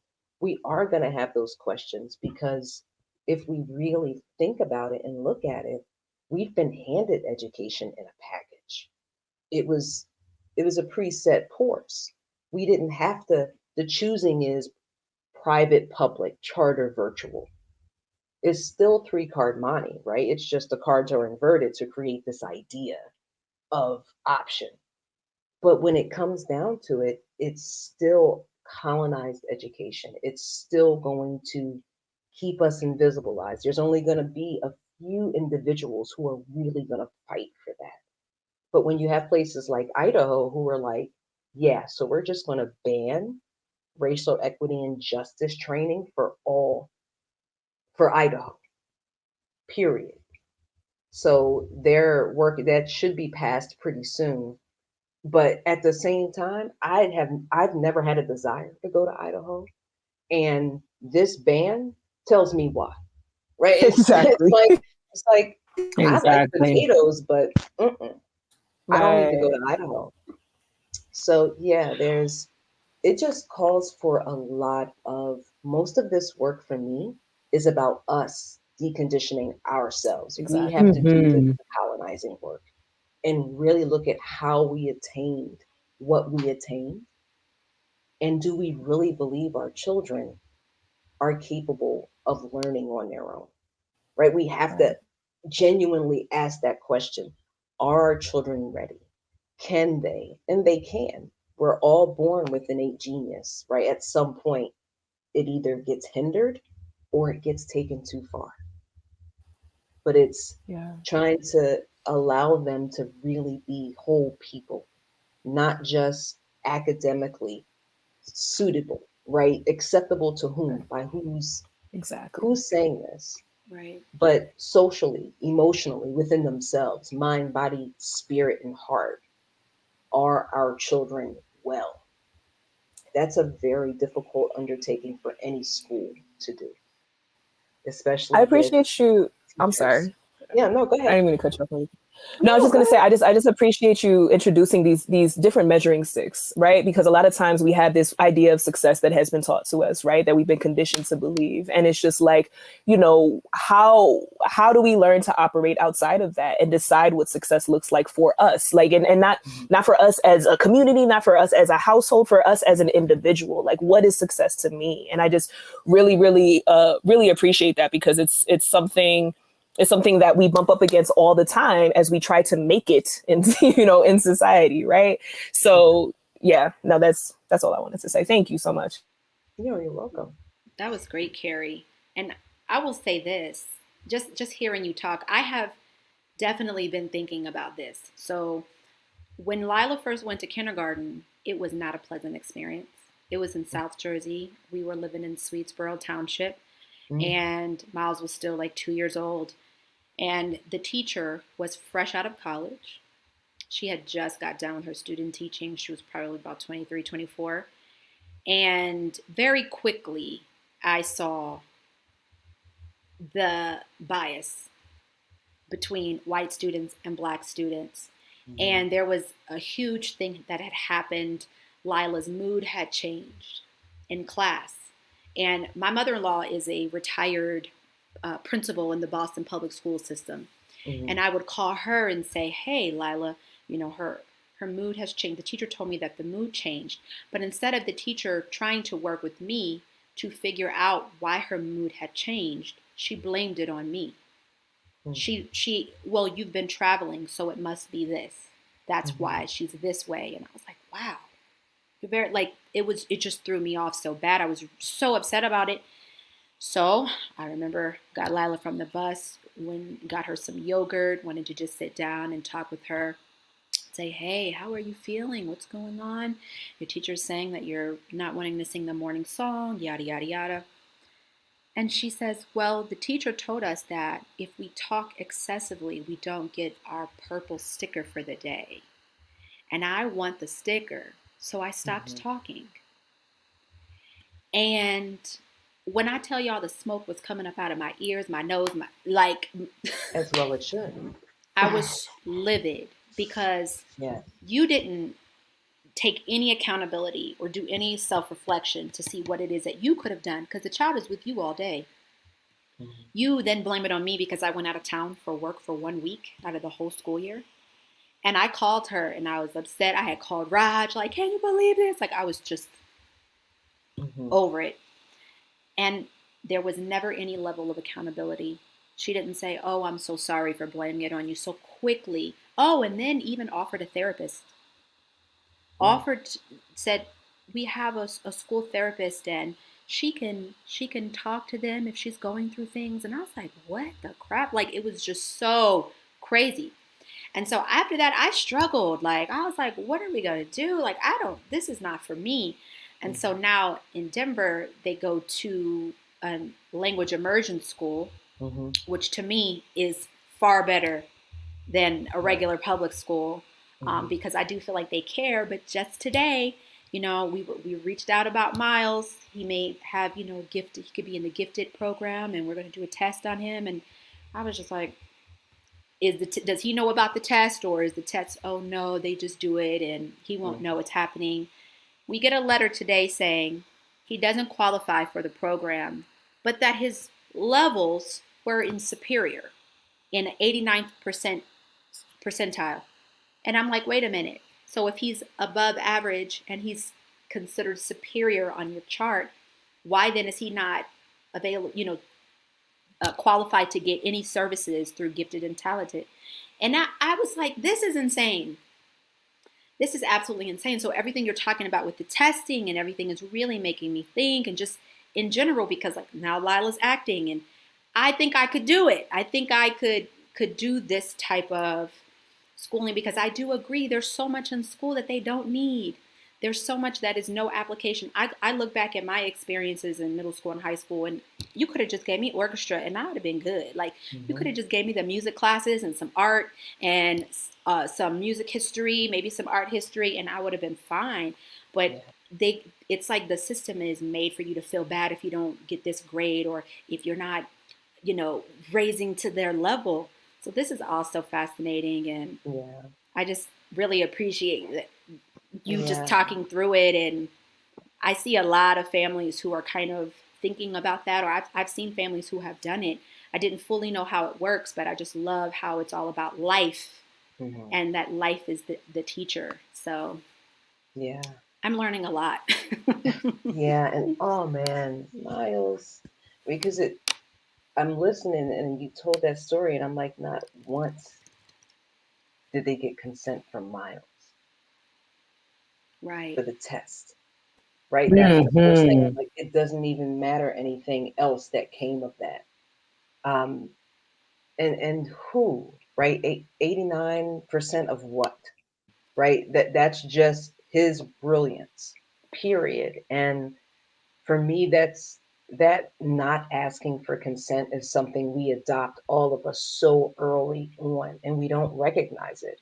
That people can just throw a test in our face and be someone's observation, and we don't even know that we're being observed. We don't believe that children, they don't understand what's happening right now. But I'm pretty sure we can find some words, some real basic words, to at least ask the question of, we think you're really, really amazing, and we want to be able to do this question with you, this question game with you. Would you be interested? Like, get something from him so that he understands what he just signed up for. Because they tried that with my oldest, and they're like, well, we have to, and I was all in. They were like, well, we have to go through Mensa, and we have to do this, and we have to do that. And I was like, well, how many databases are my children's names going to be in? And Ooh, that question right there. Sorry. like, why? Right? I already know by the fourth grade, they can already project how many of our young Black boys are going to go into the system, right? The prison pipeline starts at fourth grade. So that's already determined. So our Black and brown boys, fourth grade, there's a little bit of wiggle room for young Black girls, but you know what I'm saying? Potato, potato for us, right? It's still, you're already counting them out. So when they are superior, whatever that means, now all of a sudden you care. So you're either going to commodify off of their intellect or off of their physical skill and talent. Now you want to commodify? Come on, Maleka. No. So, yeah, I mean, It doesn't mean I don't get it. Like, I'm a product of public school system. So, and I think that sometimes becomes a silver lining, right? It's like, well, I made it. And I'm like, but barely though, because I'm seeing my reflection through my children. I'm seeing exactly what I learned through my children because the system isn't broken. It's working exactly as it was intended. So there isn't anything broken about it. What's broken is that we're breaking away. That's what's going to mess everything up. And our education wasn't intended for our liberation. It was intended to indoctrinate. So once we sign up for that, if we're not going in with that information, if you go UC, you do have to become a part of that community so that you don't get caught, right? So if you're going into these educational systems and you're thinking, I'm going to go in there and give them everything I got, some persevere, many, you have to conform, right? There is some level of conformity that has to happen in order for you to keep going. And after that, are you in a space to be able to pause and recognize that really fine demarcation line between conformity and liberation or reform? So our family we take an abolitionist stand. Yes. Yes, honey. It's a good thing we on mute because you would have heard a lot of So the whole church was listening.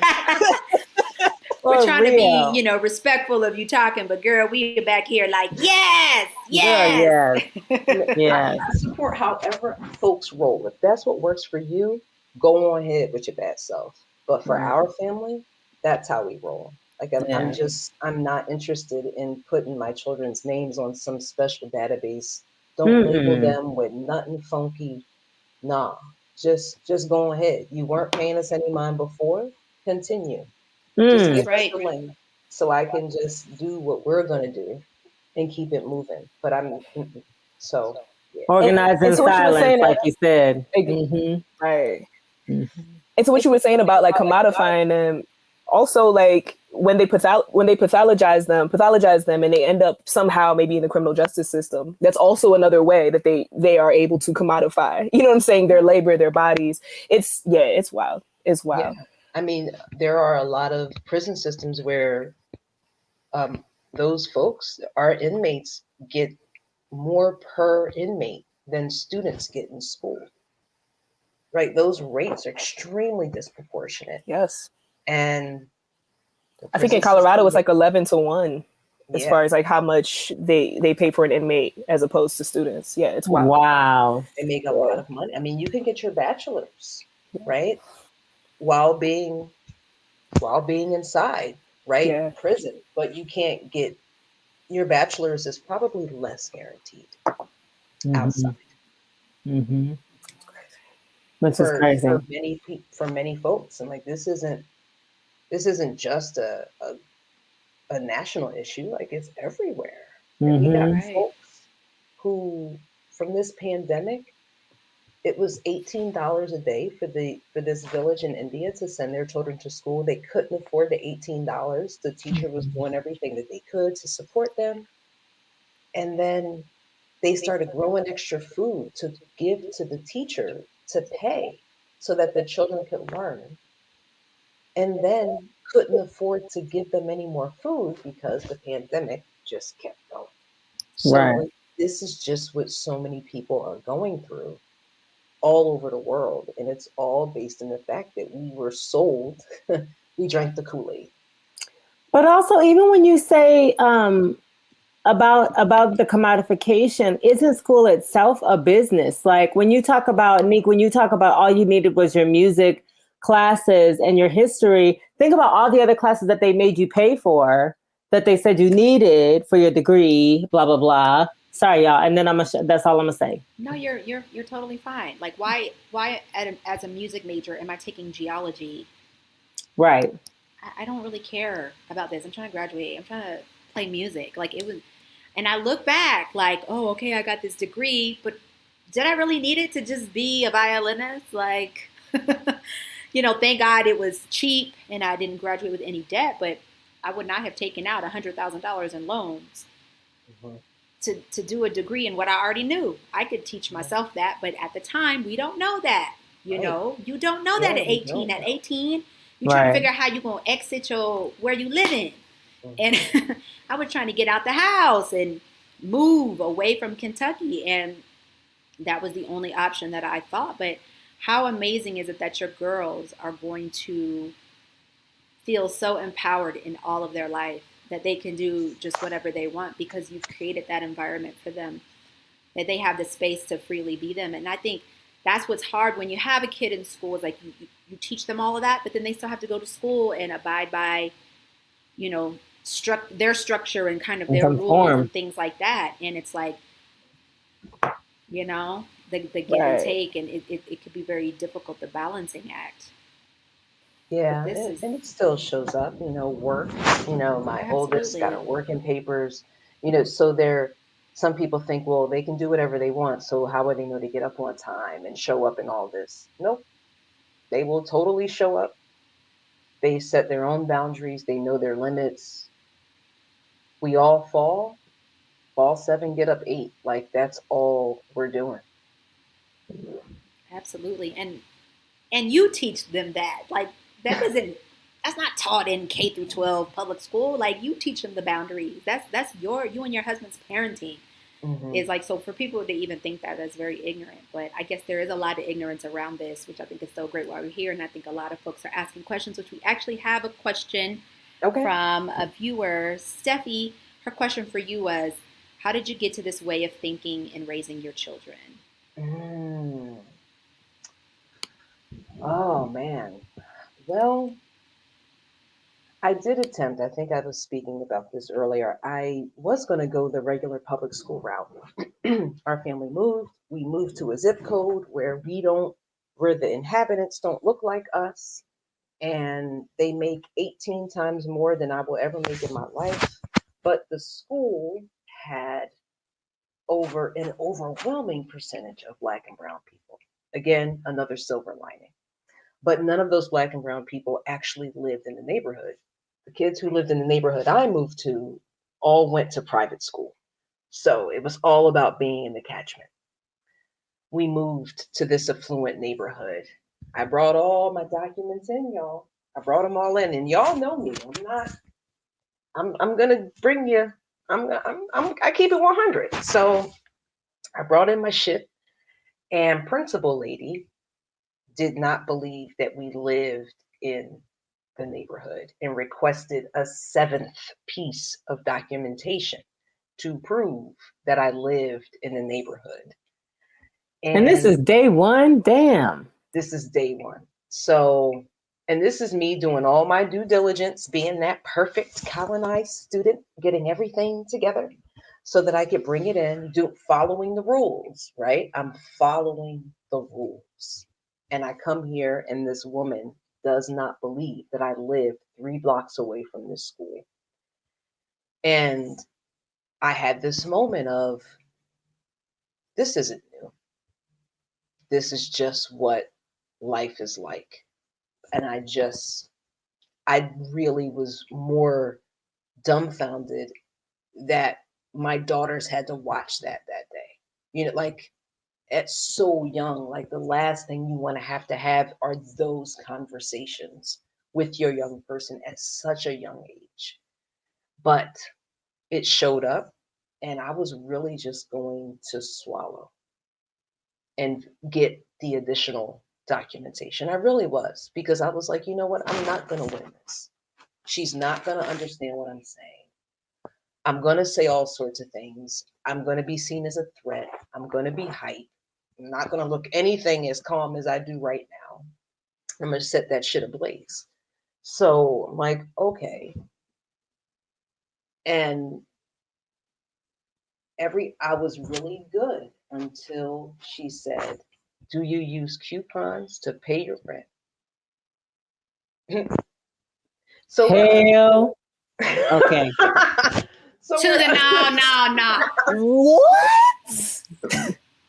Hell no. Yo, the that's how audacity. it started from that moment for me. That was the thorn. And like many parents, we have trauma all around our education. And most parents who are coming to homeschool, it's due to some form of trauma, whether it's our own experiences in school or whether our children were in school and they experienced something that said you can't be here anymore. So it's trauma all around. And yeah, so that's how my journey into home education started, was because that lady told me nah, and I said no right back, and they haven't looked Hell back yes. ever since. I love It's Good not for that. you. at this point. It's not even an option because it would break them down in such a way that everything that we've worked on would be reversed. So at this point, stage in the game is just not an option. And that's why education is so key. If you know that these options are available for you, if you Yeah. know that this is a thing that you could do to prevent this from happening, because you just see it. We've been lucky, blessed, whatever you want to call it, in this school for me not to see it the way I saw it. Hmm. It was like kindergarten. I was like, this is a nightmare. If we can't find another school, they at home with me. Because Yeah. I had done so much with her before she even went there. So this education is so key. If anybody is watching this, listening to this, and you are thinking about it, or you have some family members or friends that you want to reach out to, please put them in contact with Maleka Diggs and her company, Eclectic Learning Network. She does some trainings, and I wanted to talk to you a little bit. I know we've been rocking, girl. Are you good on time? Because I am. I am. we're just gonna ask you Yeah. a few more questions, but I did want to get into your training series, Hmm. Decolonizing REP, which is Race, Education, and Parenting. So I wanted to know, like, what does that training look like, and is it open and available to everybody? The training looks exactly how it needs to be for the person I'm talking to or the organization. I curate everything based on where an individual or a community or an organization is. This work is really about giving you the space to really share what your pain points are. Just those moments where you're talking, you don't necessarily know why you're feeling this way, transitioning from a schoolish mind to an unschooling mind. That takes work, right? And it's a part of everything we do. So if I'm working directly with a parent or a community of families, then we're going to get into all sorts of questions and explorations into the ways we engage relationships, what our boundaries mean, what happens when I have a boundary that someone in my house doesn't. How can I still support it? Because there are things that my partner does or is a boundary for him. And I'm like, I don't give a shit. But it's important to him, right? So, how can I still show up and be respectful, knowing that that's a thing that applies to our children as well? So, it's a lot of conversation, a lot of exercises around just really engaging full sensory learning. I'm going to play this song. I want you to feel this song. We're going to have this theme. I want to know what shows up for you for real, space for you to write and express. Sometimes it's just you need to move, not necessarily be the best dancer, but sometimes you just have to move. You don't always have the perfect words, but I'm not about doing those quintessential like 3 day immersion courses where I'm like, bullet, we're going to hit this beginning, middle, end, and you're going to be good to go. No, this is lifelong work. And this requires letting go, right? And that letting go calls for a lot of acceptance, right? You're going to start to realize that you're going to have salt hit some wounds that you didn't even know you had, because you didn't realize that that one thing that happened to you so long ago is impacting this moment between you and your young people. Or as a teacher in the classroom, you don't recognize those things when they show up. So for me, it's race, education, and parenting are a part of all of us. And we either somebody's child, somebody's parent. We all went to school, and race is everywhere. So for me, those three pieces, the intersections that show up, come up in everything we do. It happens in the workplace. We know it. We know we get that job, and we gotta flatten it out, right? So all the posture and performance that we have to do to be outside, that still bleeds into our parenting practice. So whether you are a parent or whether you're an educator, and most of our educators don't look like the four of us right here. So we already know that our young people who look like us aren't seeing themselves in the front of the classroom. They're really not seeing themselves in a leadership role by and large. That's a rare young Black and brown person who will have that. So my work is about disrupting all of that, which is why I love to be a disruptor of monoliths. Like, just get out of these boxes, this bucketized idea of living. It's all one bucket, that we really believe this narrative that we can keep everything separated, and we can't. Somebody pass the plate. For real though. No, that's right. Girl, yes. Yes. I wanted to know, who are some of your inspirations? Not even Oh. just in the sector space that what you're doing, but just as a Black woman. Well, the three of y'all. Aw. Yeah, I really do appreciate everything that y'all do. Other folks in my life, my children, are definitely my inspirations. I would not be sitting here if not for those two. They showed me a lot about myself, so they will always be my number ones, both of them. Nina Simone and James Baldwin. Yes. I knew you were going to say Nina. I Yes. had a feeling. Yes. I am here And Uncle Jimmy. Come for on. Yes. every Uncle Jimmy and Auntie Nina. Come Like, on. those are my two. Anything in life I'm trying to figure out, they have an answer for, or they have a response. And that's up to me to decide what the answer is. But they always have a response.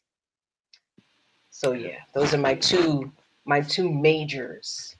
Oh, yeah. And heavy hitters they are. Yes. Love it. So, we know you love music. Music is the reason Yes. why we are here, because of the introduction that you did between Raj and I. I want to know, who are you listening to now? Who's on your playlist? Oh man.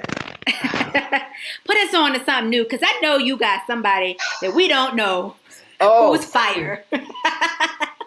I don't know if there's, listen, I feel like every day I age like 5 years, and I'm really getting to the point of like Kmart blue light special. Like, I'm eating dinner at like 5:30.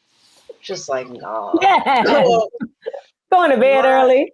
yo, I'm like, listen, sip it and forget it. Cause and I have teens. No, thank you. Oh. I'm getting my life back. So my music, my algorithm is quite biased, I will say. I got my things I like, and I love, y'all both know this, I love my bossa nova, so that's still my thing. Bossa nova always. I've been in this kick lately with Donnie. So Wait, which Donnie? Donnie or Donnie Hathaway? Donnie. Got you. Welcome to the The color section. section. Yes. Welcome. Yes. So, like, I live in my special world, and that's it. Let's see. There is an album that Yo-Yo Ma did, and it's an Afro-Brazilian album, and it's fucking amazing. I'm Yo-Yo. a huge string fan, clearly. So I'm here for Mr. Yo-Yo Ma. Oh man, something that y'all musicians, I never assume that y'all don't know somebody that I'm listening to right now.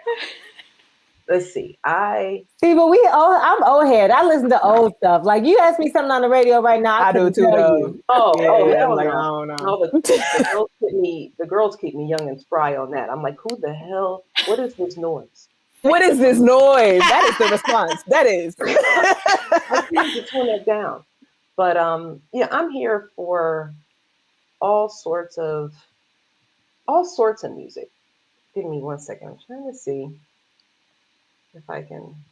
Wait, hold on. You know, that just gave me an idea while you're doing that, Maleka. We should ask every guest what their theme song is so that we could like play it. Like I would have totally played some bossa nova for you to like, you know. I want to be like the show DJ, but we got to get some licensing stuff first of all. So we're working on it. That's a good point. Where can I put this? Oh, I got it. Maybe. I just sent y'all something. Okay. Aw, snap. So that's, y'all know I keep it chill. So my music is, for the most part, chill. Let's be talking about Elephant Man or something like that. Come on. House head to the core. So wait, Joe said she don't know what her theme song. Girl, Count would be your theme song. I don't know what you're talking about. That's what I was gonna say. Like 100%. Or whatever you want to play, sis. But that would be our theme song in our mind. So yes. Oh, so I saw who you sent us. I've never heard of her. Sabrina Malheros? Yes. Malheros? Yes. Okay. I'm going to have to check her out because I know if you like her, she's dope. now we got some new music to listen to. Yes. Who putting this on? Sure. Oh, I love it. I love it. And we're just going to, ask you a couple more questions. I know we've run over time, but this is our last question before we do like a rapid fire. What brings you Black joy?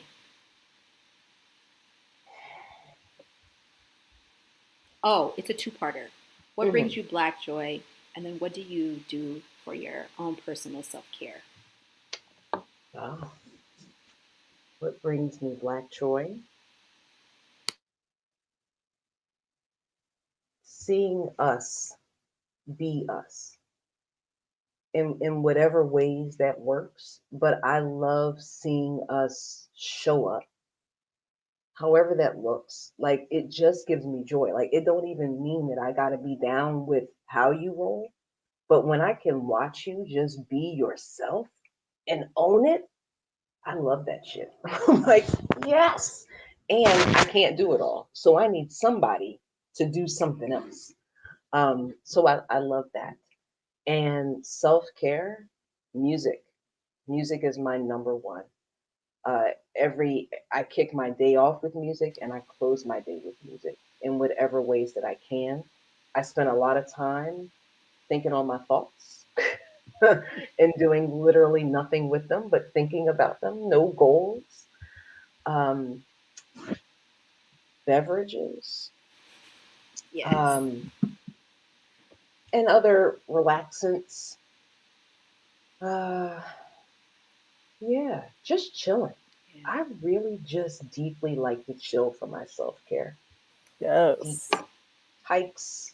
You are the epitome of chill, sis. Yeah. You embody it for us. I'm chill until what my oldest said to me. We were somewhere and someone asked her if I was a nice person. And my daughter said, and I quote, "She's really nice until she's not." And I thought that was all there is to it. Right. Yep. I can go from 0 to 200 in like a nanosecond. Like that. Oh, yeah. Oh, yeah. I don't need to bring her out. Right. It's good. So I'm like, listen, we can go there, but why when I can just chill? Right. Yes. Yeah. I want my hammock. So when y'all get your yacht, yes, I have the hammock. Yes, we got a hammock right in the room. Come on, Maleka. Definitely on the yacht, Maleka. That's hands down. Yeah. Hell yeah. Well, sis, we will not keep you much longer. We just salute you. You are a sister in power. We're going to just do a few little rapid fire questions for you. Thank you so much for coming on and talking about all the amazing, brilliant work that you're doing around unschooling and just everything that you're doing for our communities. Anybody who's watching this, once again, please support our sister. Please follow her on Instagram. It's Eclectic Learning Network. We've put all the links in. I think Carrie put all the links in the comments, so please check her out. And if you're interested in reaching out to her, if you have questions, I'm sure she would have no problem speaking with you. As you see, she's amazing. So if you can use her as a resource, please do. That's the whole point of the SIP is having creative people come in and talk about their whatever it is that they're doing. And I think what you're doing, it's like a lot of folks have never heard of this. And for you to kind of be leading, this is really incredible. And so everybody reach out, please, to her on social media. And we just have a few questions and we're going to let you go. So number 1, describe yourself in 3 words. Everything and nothing. Ooh. Yes. Yes. If you could sit down with anyone that you admire, dead or alive, who would it be? Jiddu Krishnamurti. Who's that? Who's that? Yeah. Oh, no. He's a philosopher. Very much a part of my life. He's probably my number 3 after Nina and James. Wow. Okay. Awesome. Listen, every time I'm in your presence, girl, I learn something new. Thank Absolutely. you, sis. What is your most used emoji when talking to your daughters? Oh. None. Okay. None. That's good. Yeah. Well, do you have an emoji that you use with like your sister chats or like something that you always put? Fist pump. Love it. Love it, love it, love it. So you're going on your dream trip, no kids allowed. Who you going with and where you going? I'm not going with anybody.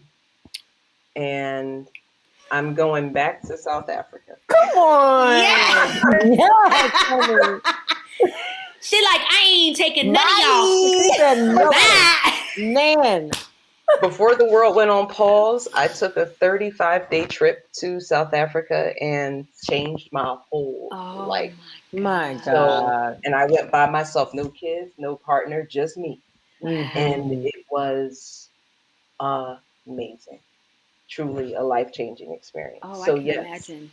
I will surely get back on that plane and go back all by myself. Girl, amen. Okay. Because I like the kind of mama I'm going to be. Mama got to go. I'll be back, but I got to go. Right. Everyone's informed. No one's in the woods here. They know. Right. If I want to go away, I go away. That's right. Honey, I love it. I love it. And the last one I have for you, who would you want to see do a versus battle?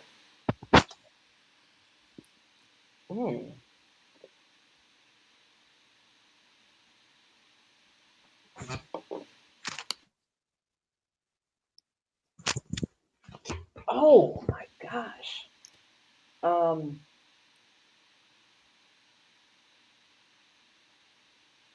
And we could say dead or alive too, right? Oh yeah, dead or alive. Yeah. Tamia and Rochelle Farrell. Okay. Ooh, that would be an interesting one. Yes. I remember that. Tamia. Yes. Tamia and Rochelle Farrell. Okay. Yes, I love it. Yes. Rochelle is the bomb. I know. She really so is. is Tamia. Yeah, but you know what? I think as dope as Rochelle is, she would give Tamia all the love. Like I feel like she would just be, because she's a singer. Like whenever somebody's in her concerts or whatever, she'd be like, "Come on stage, let's go and have a good time." Yeah. Yes. Oh, I love that one. Oh, we're gonna have to write to them and see if we can make that happen. Yes. Awesome. And I just wanted to share a comment from one of our viewers, Abby. Maleka is definitely dope. She's the flavor in the seasoning, which takes time to come through in life. God bless her and peace be with you, my sister. Yeah. Thank you very much. So thank you dope. so much for being here, Maleka. We salute you. You are a sister in power. So everybody give it up for Maleka. Thank you. We are honored to have you, sis. And thank you Yes. all for Honor being is with us. mine. Yes, and we will see you guys Yes, y'all. next week with saxophonist Roz Malone. She's coming in from Nashville, so check us out next Friday. Have a beautiful weekend. Get some sunshine. Meet us on Facebook. Meet us on Instagram. Don't forget to sign up on Patreon. And much love to everybody. Have a beautiful night. Peace out. Peace out, y'all. Peace.